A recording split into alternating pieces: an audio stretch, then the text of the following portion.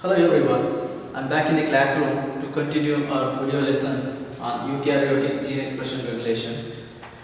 In my previous videos, especially the last three videos, I tried to explain the regulation of eukaryotic gene expression at the level of nucleosome structure and its modification. Right?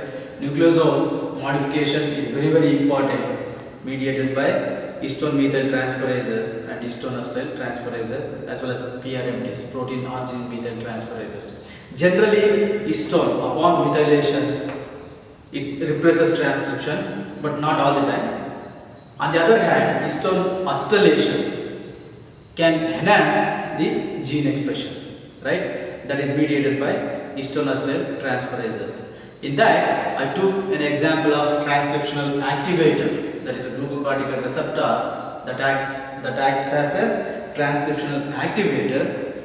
That transcriptional activator, glucocorticoid receptor, that binds to its responsive element GRE, that can recruit HATs, that is histone acetyl transferase, that is nothing but CBP. That CBP, crepe binding protein, that act as transcriptional coactivators, right? These transcriptional coactivators, as I mentioned, that has histone acetyl transferase activity, that acetylates histone tails, that changes the closed chromatin into open chromatin, right? Once the chromatin becomes open, that acetylated histone tails are free, that transcriptional coactivators recruit chromatin remodeling complex. These chromatin remodeling complex, they play important role in exposing Tata box so that transcription factors can go and bind to that core promoter and initiate transcription. In this video, I am going to briefly explain what are these chromatin remodeling complex, and then I will explain a little bit more on SWI/SNF, because your syllabus has SWI/SNF chromatin remodeling complex, and how it can open or slide or evict the nucleosome to expose Tata bars, right? So here, chromatin remodeling complex are nothing but coactivators like HATs. As I mentioned, HATs are transcriptional coactivators. Similarly, chromatin remodeling complexes, they are also transcriptional coactivators, right? These transcriptional coactivators, they alter the structure of chromatin. They alter the structure of chromatin by getting energy by ATP hydrolysis. That means they have ATPase activity. The energy to change the structure of chromatin is provided by ATP hydrolysis. Once they bind to the histone tails, upon the ATP hydrolysis, that alters the chromatin structure so that core promoter gets exposed. That leads to the binding of transcription factors to the regulatory sites, right? Generally, these chromatin remodeling complex we can categorize into four families or subfamilies. First one, SWI/SNF, right? I'll discuss later this one, and I/SWI, CHG, and EUkaryotic. So these are the four major families of chromatin remodeling complex. SWI/SNF, switching mating type, sucrose non-fermenting, and I/SWI is nothing but imitation switching family, and chromatin helicase DNA binding, CHD means, and then EUkaryotic, inositol requiring AT, right? If you coming into the structure of these chromatin remodeling complex, you see SWI/SNF, this is N-terminal to C-terminal, right? That N-terminal has HSA. HSA is nothing but helicase sand like activity. Then DEX and helix C. So this constitute the ATPase domain, right? On the C-terminal, SWI/SNF, that has bromo domain. I'll come to that. What is the importance of bromo domain once I explain SWI/SNF. Next family, that I/SWI. I/SWI again, it doesn't have HSA domain, but the ATPase domain is there, and this I/SWI is different from SWI/SNF by having sand and slide domain. C-terminal, sand and slide domain. In the case of SWI/SNF, it has bromo domain, but in the case of I/SWI, it has, what is it? Unique sand and slide domain. right? In the CHT family, N-terminal it has chromodomain, right? In tandem repeats, right? Chromodomain has a tandem repeats. And this helici and dex, the ATPase domain is common in all the families, right? The major difference between Swice-Nave and I-Swipe is Swice-Nave it has bromodomain, I-Swipe it has sand-slide domain, C-terminal, and CHT that has chromodomain towards N-terminal end. Okay? Next one, that is ENO80 that has HSA domain, like I-Swipe, like Swice-Nave. ENO20 is also having HSA domain and ATPase domain. Here, ENO80, so these are all small insertions, okay, between the dex and helix C domain, right? In the case of ENO80, this insertion is very long. So that's why this ATPase activity is also called split ATPase activity in ENO80. So I'll discuss Swice-Nave later. Let's see in brief what are these I-Swipe, CHD and ENO80. So these are the abbreviations. You can look into that and you will get in online also. So what are those? Okay. I-Swipe. What is this? I-Swipe is nothing but imitation switch. I-Swipe imitation switch family. Again, so it has ATPase activity and it's known to alter nucleosome by spacing the nucleosome to expose starter box that can initiate transcription. As I mentioned here, it has unique sand and slide domain that is crucial.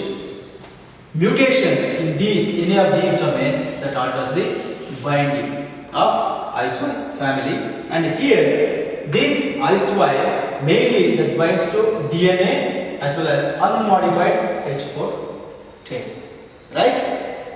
Best studied examples are nerve, ACF and crack, right?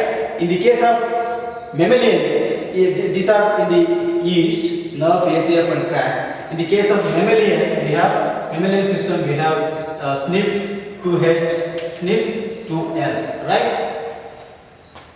The nerve, ACF and crack, I have given abbreviation here, you can look into that. So coming into CHD family is nothing but chromatin helicase DNA binding. Chromatin helicase DNA binding. As I mentioned, here N-terminal it has chromodomain in tandem repeats. Here the importance of this chromodomain, remember that histone methylation that can, activate the heterochromatin protein 1 to bind to that methylated histone, right? That HP1 has a chromodomain. Generally, the proteins that are having chromodomain, they can bind to methylated lysine, right? Similarly, here CHD that has chromodomain in tandem repeats, so it can bind to methylated lysine, right? If you consider the best studied one is NERD, that is nucleosome remodeling and deacetylase, NERD means. There are several subfamilies, the CHD1, MI2 and CHD7, so that I am not going into detail. If you want, you can look into that online, right? So next one is ENO80, inositol requiring 80. As I mentioned, it has long insertion. Compared to other families, ENO80 it has long insertion between the dex domain and helix C domain, right? That's why it's called split ATPase domain. And importantly, it has DNA helicase activity like Swice-Nave. Okay, so with this, I move on to Swice-Nave. So what are these Swice-Nave? Swice-Nave is nothing but Swice is nothing but switching mating type. SNF sucrose non-fermenting. This Swice-Nave complex was first discovered in Saccharomyces cerevisiae, that is yeast, in 1984. I forgot the scientist name, but it was discovered for the first time in Saccharomyces cerevisiae in 1984. So they were studying some mutation in yeast. In that, when they found the SNP genes, mutation in SNP genes, SNP, as I mentioned, sucrose non-fermenting genes, these SNP genes play important role in the expression of SUC2 gene. SUC2 gene, sucrase 2 gene. I think that SUC2 gene is responsible for the that codes for sucrase enzyme.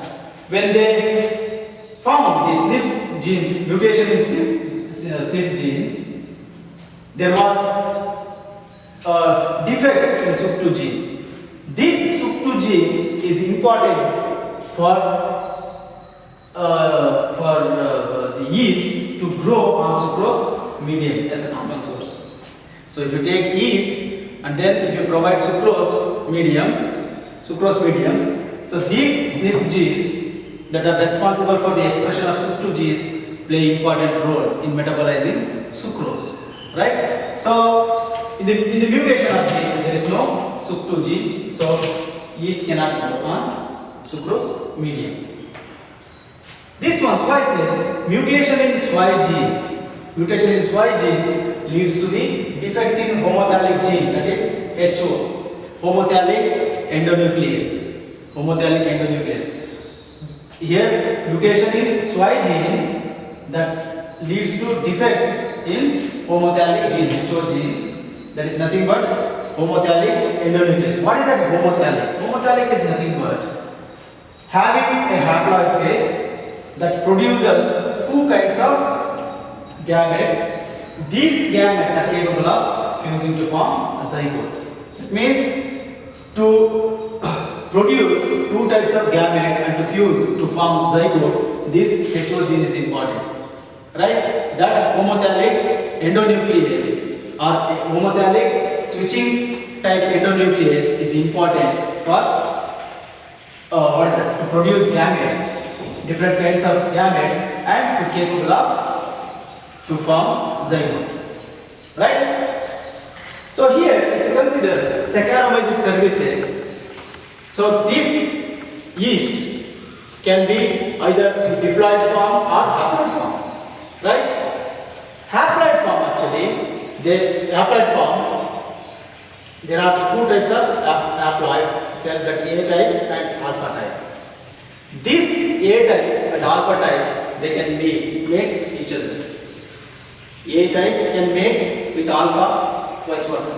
Right? So once these two mate, A and alpha type mate, right, that forms zygote. Right? These zygote upon meiosis that produces 4 haploid cells during stress condition. Right? See here, this one is A type, alpha type. Right? A type can produce pheromones that is specific for A type, and alpha type can produce pheromone that is specific for alpha type.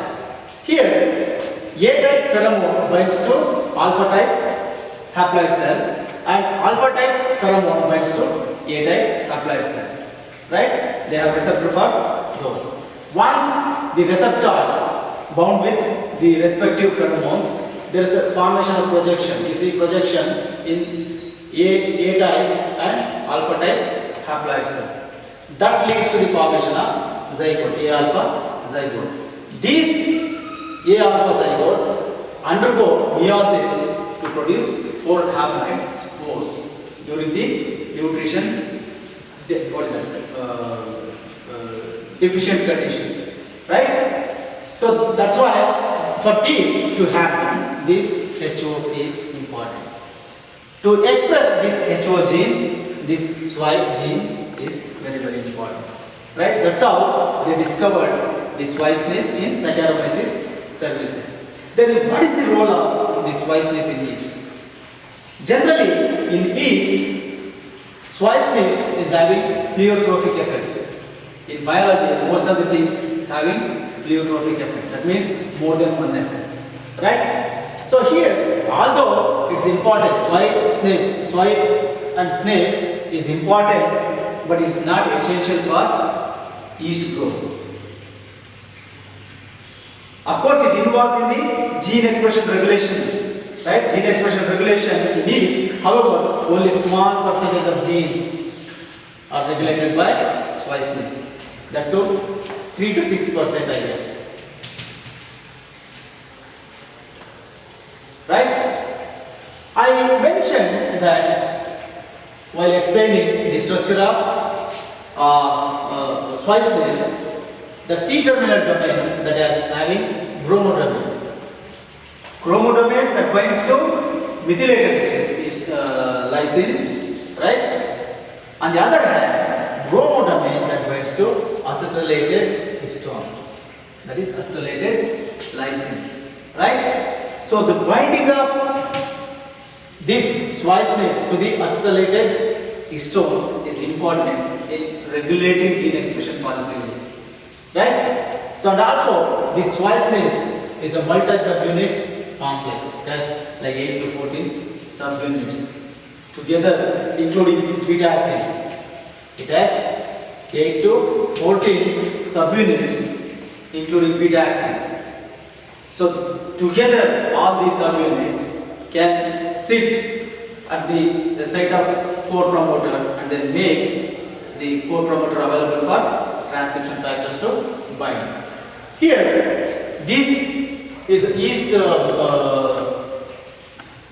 splicing family. In human, we have two members, BAF and PBAF. BAF is nothing but BRG associated factor, right? BRG1 associated factor. PBAF is nothing but polybromo associated factor. So what is that BRG1 associated? BRG1 is nothing but here Brahma related gene.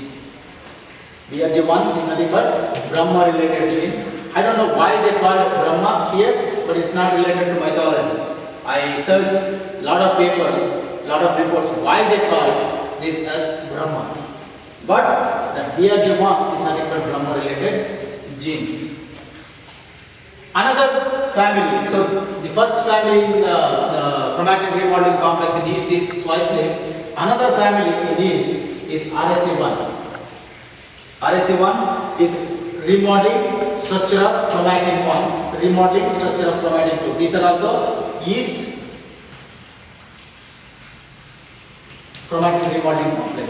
But in the case of human, we have two members, that BAF and PBAF, that again that have like bromodomain that can bind to acetylated lysine and then regulate the transcription positively. So as I mentioned, most of the chromatin remodeling complex, either they slide the nucleosome, right, away from the core promoter Tata box, or that can evict the nucleosome that are bound to the Tata box, right? Let's see how these splicing can either slide or evict the nucleosome to accommodate transcription factors. Here, this is the mechanism. Remember, once the chromatin becomes open by the action of HADS, like CBP, this chromatin remodeling complex, that splicing, binds to this acetylated lysine, right? Remember, because this splicing that has bromodomain, right? Bromodomain, that bromodomain can bind to acetylated lysine, right? So once these histone tails are acetylated, the splicing can bind to that acetylated histone tails. Then upon ATP hydrolysis, ATP to ADP, that can modify, structurally modify the nucleosome that is associated with Tata box. Here Tata box is, what is that? Associated with this nucleosome.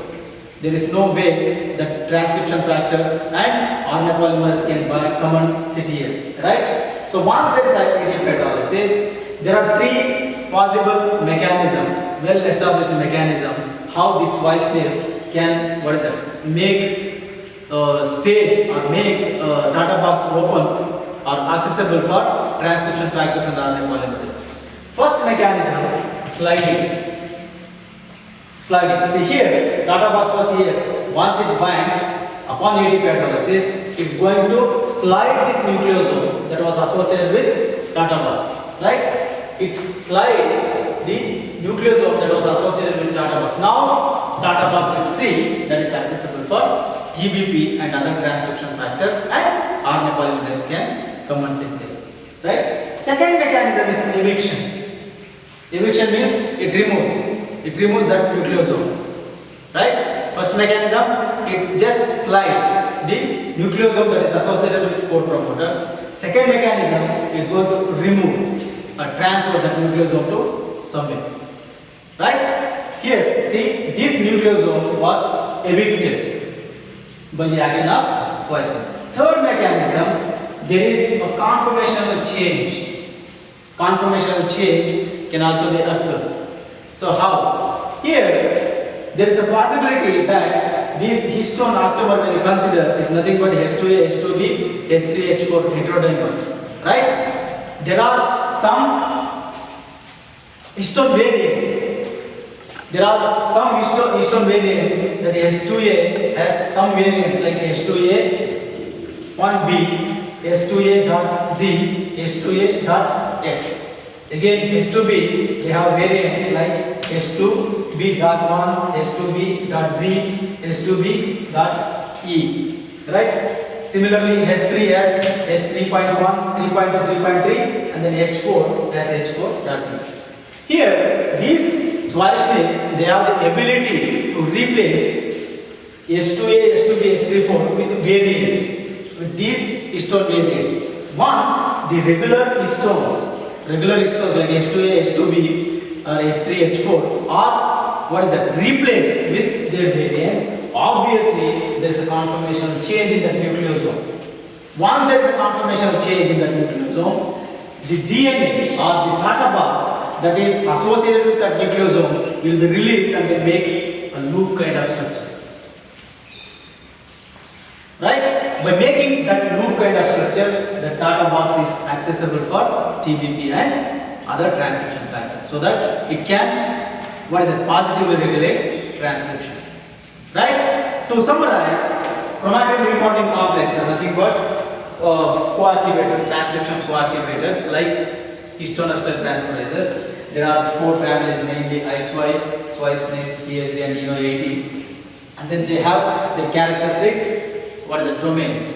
In that, SWI/SNP has bromodomain, CSD has chromodomain. Chromodomain always binds to methylated lysine, and bromodomain that binds to phosphorylated lysine. So this SWI/SNP was first discovered in Saccharomyces cerevisiae in 1984. That this SWI/SNP is important for growth of yeast cells on sucrose medium, as well as it's essential for switching mating time, because Saccharomyces cerevisiae, they can either in diploid or haploid form, that A alpha, A type or alpha type. These A type or alpha type, they can mate and then form zygote. During the stress condition, nutritional deprivation, these zygote undergo meiosis and then produce 4 haploid spores. Right? So as I mentioned, that SWI/SNP that has bromodomain that prefers acetylated lysine, that binds to acetylated lysine here, and then it can slide or evict or change the conformation of nucleosome to exposed Tata box, so that the TBP and transcription factors can bind. Right? In my next, I will stop here, and then in my next video, I am going to explain CHIP assay, chromatin immunoprecipitation assay. That assay you are going to use for to identify to detect whether these chromatin remodeling complexes are interacting with DNA or not. Right? That we will discuss in the